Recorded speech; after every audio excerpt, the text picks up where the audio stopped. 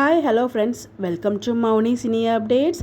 நம்மளோட ஃபாலோவர்ஸ் எல்லாருக்குமே இன்றைக்கி இனிய அன்னையர் தின வாழ்த்துக்கள். இந்த வீடியோவில் கார்த்திகை தீபம் சீரியலில் வந்து பார்த்திங்கன்னா நம்ம ரேவதிக்கு கார்த்திக் மேலே எந்த தப்புமே இல்லை. அதாவது அந்த வில்லன் இருக்கார் இல்லையா, மகேஷ் கடத்துறது வந்து கார்த்திக் இல்லை அப்படிங்கிற விஷயம் நம்ம ரேவதிக்கு தெரிஞ்சிடுச்சு. ஸோ மகேஷ் கார்த்திக் அப்படிங்கிற மாதிரி தான் ரேவதி நினச்சிக்கிட்டு இருந்தாங்க. ஸோ அவங்க அம்மா தான் வந்து கிடச்சிருக்காங்க அப்படிங்கிற விஷயம் தெரிஞ்சிடுச்சு.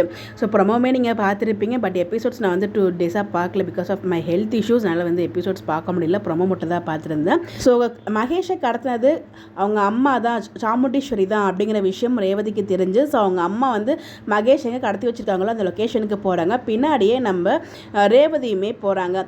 ஸோ போயிட்டு அங்கே கடத்திருக்கதையும் பார்த்தாங்க. பட் ஆனால் அவங்க பின்னாடி போனதை எதுவுமே காமிச்சிக்கவும் இல்லை. வந்து கார்த்திகிட்ட வந்து பார்த்தீங்கன்னா கார்த்திக் முன்னாடியே சொல்வார் இல்லையா, ஸோ வந்து நான் வந்து மகேஷை கடத்தவே இல்லை அப்படிங்கிற மாதிரி எவ்வளோ டைம் வந்து ரேவதிக்கு சொல்லுவாங்க. பட் ரேவதி வந்து நம்பவே மாட்டாங்க. ஸோ வந்து அவங்க வந்து ஒரு மாதிரி மைண்ட் செட்டில் இருந்துட்டு இருந்தாங்களே, ஸோ அந்த ஒரு மைண்ட் செட்டில் தான் இருந்துட்டு இருப்பாங்க. பட் இப்போ வந்து உண்மையை தெரிஞ்சிடுச்சு இல்லையா, கடத்தினது வந்து அவங்க அம்மா தான் அப்படின்னு சொல்லிட்டு இப்போ கார்த்திகை வந்து புரிஞ்சுக்கிட்டாங்க. ஸோ வந்து அவர் எதுவும் தப்புமே பண்ணல, நம்ம தான் தப்பாக புரிஞ்சுக்கிட்டோம் அப்படின்னு சொல்லிட்டு இப்போ லைட்டாக வந்து கார்த்திகை புரிஞ்சிருக்காங்க இந்த ஒரு விஷயத்தில். ஃபைனலாக கார்த்திக் வந்து ரேவதி புரிஞ்சிருக்காங்க. பாப்போம் எந்த மாதிரி ட்ராக் மூவ் பண்ணுறாங்க அப்படின்னு சொல்லிட்டு. ஸோ நீங்கள் எபிசோட்ஸ் பார்த்தீங்களா, எப்படி இருந்துச்சு உங்களுக்கு கருத்துக்களை மறக்காமல் கமெண்ட்டில் ஷேர் பண்ணுங்கள். இந்த மாதிரி அப்டேட் தெரிஞ்சுக்க நம்மளோட சேனலை ஃபாலோ பண்ணிக்கோங்க. Bye bye.